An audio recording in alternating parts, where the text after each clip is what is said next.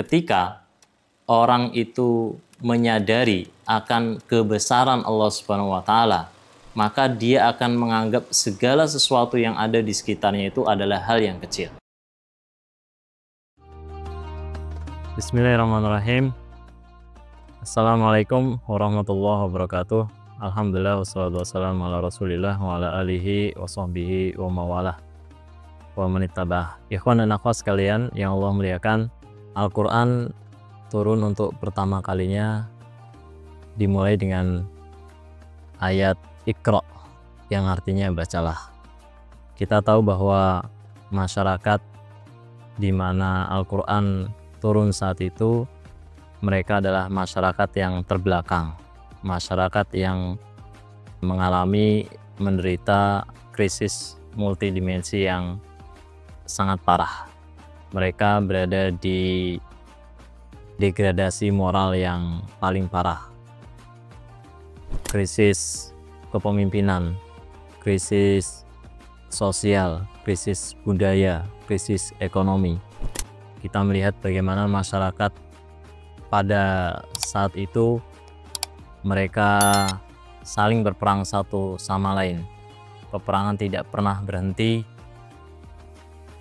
dan selalu terjadi peperangan antar suku dengan suku yang lainnya.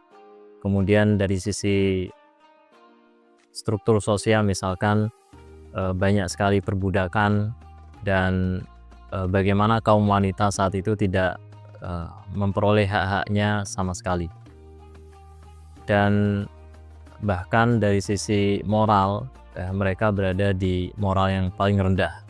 Ada di antara mereka yang membunuh anak perempuan hidup-hidup karena menganggap bahwasanya anak perempuan itu adalah memiliki anak perempuan itu adalah satu aib bagi mereka.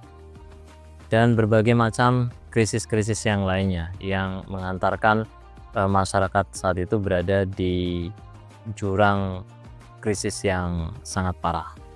Nah, ikhwan dan akhwat sekalian yang Allah muliakan, akar masalah dari munculnya krisis multidimensi saat itu adalah adanya kebodohan. Adanya kebodohan yang menjangkiti umumnya masyarakat saat itu. Kita tahu bahwasanya bangsa Arab saat itu, terutama di Jazirah Arab seperti di Makkah, itu adalah orang-orang yang ummi, orang-orang yang buta huruf. Dan mereka terbelenggu akal pikiran mereka dengan tirani sosial, tirani politik, dan yang lain-lainnya. Akal mereka diperbudak oleh kasta-kasta sosial yang sungguh mengerikan. Sehingga perbudakan itu bukan hanya dari sisi perbudakan fisik, tapi juga perbudakan akal. Nah, ikhwah sekalian yang Allah muliakan, perbudakan akal inilah yang menjadi akar utama masalah atau krisis multidimensi masyarakat saat itu, sehingga mereka dikenal sebagai masyarakat jahiliyah, masyarakat yang penuh dengan kebodohan. Oleh karenanya ikhwan dan akhwat sekalian, kita bisa memahami alasan mengapa kemudian Allah Subhanahu wa taala menurunkan wahyu yang pertama kepada Nabi Muhammad SAW, yaitu 5 ayat pertama di dalam surat Al-Alaq yang dimulai dengan kata Iqra yang artinya bacalah. Memang para ahli tafsir mereka berselisih pendapat tentang makna atau apa yang dimaksud dengan bacalah ini. Sebagian mengatakan Iqra yaitu Iqra'il Quran, bacalah Al-Quran. Ada sebagian ahli tafsir mengatakan Iqra bismi rabbika yaitu uzkur isma rabbika, yaitu ingatlah nama Tuhan. Tapi antara satu tafsiran dengan tafsiran ini saling mendukung satu sama lain untuk tidak kemudian dibedakan atau dipertentangkan maknanya antara tafsir yang pertama dengan tafsir yang kedua dan sejumlah tafsir-tafsir yang lainnya. Karena jika kita memahami konteks sosial, konteks politik, dan konteks masalah saat itu, kita akan menemukan bahwa turunnya Iqra atau bacalah ini sangat relevan untuk menjadi solusi dari masalah yang terjadi pada saat itu. Sehingga Rasulullah SAW seorang Rasul yang ummi, yang diutus oleh Allah Subhanahu wa Ta'ala di tengah kaum-kaum yang ummi. Allah Subhanahu wa Ta'ala membekali Rasulullah SAW dengan Al-Quran yang artinya bacaan secara bahasa, dan dimulai dengan ayat yang pertama yang turun, yaitu Iqra, bacalah. Dengan demikian Allah Subhanahu wa Ta'ala menghendaki agar langkah pertama yang dilakukan oleh Nabi Muhammad SAW itu adalah membebaskan akal pikiran mereka dari perbudakan akal.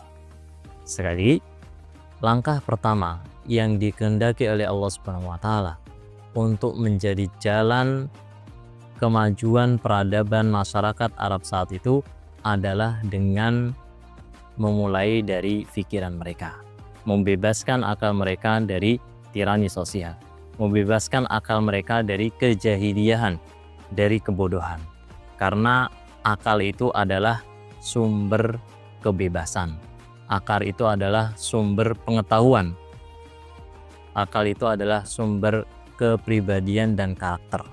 Kita sering menemukan atau kita sering mendengar pepatah mengatakan, kamu adalah apa yang kamu pikirkan. Ibnu Qayyim al-Jauziyah rahimahullah ta'ala menyebutkan langkah pertama atau sumber pertama dari perubahan karakter seseorang itu ada pada pikirannya.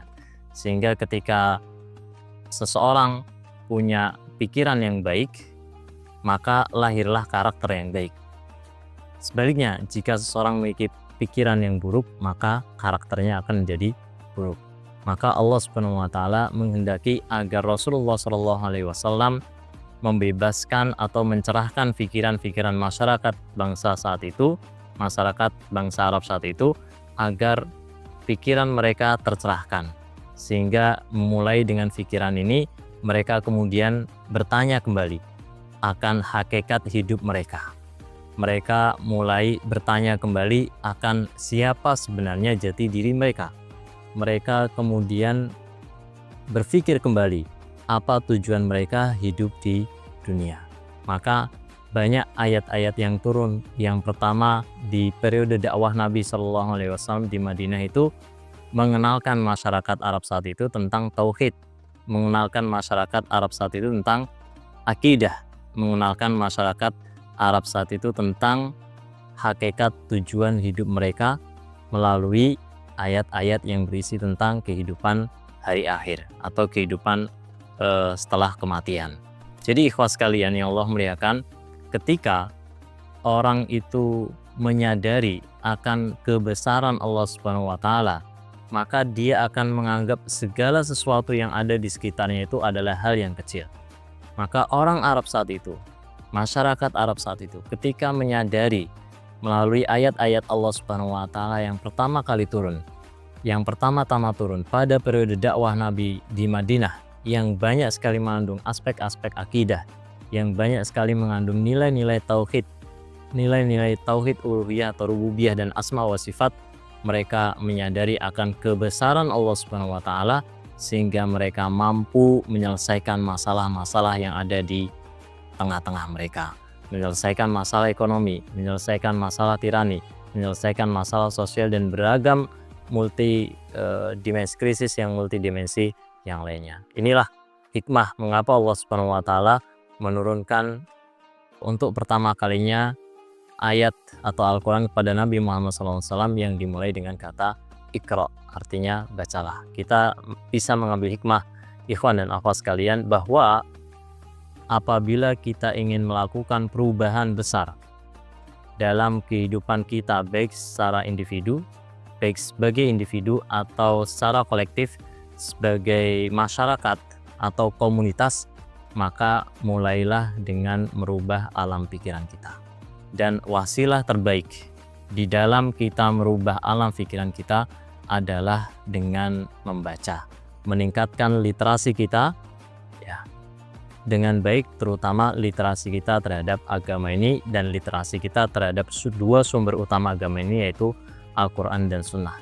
Semakin baik hubungan kita dengan Al-Quran dan Sunnah, semakin baik literasi kita dengan Al-Quran dan Sunnah, maka semakin berkualitas alam pikiran kita, semakin berkualitas ilmu kita, pengetahuan kita, kemudian semakin berkualitas amal dan kepribadian serta karakter kita. Aqulu qouli hadza wastaghfirullaha wal ghafurur rahim. Wallahu a'lam bishawab.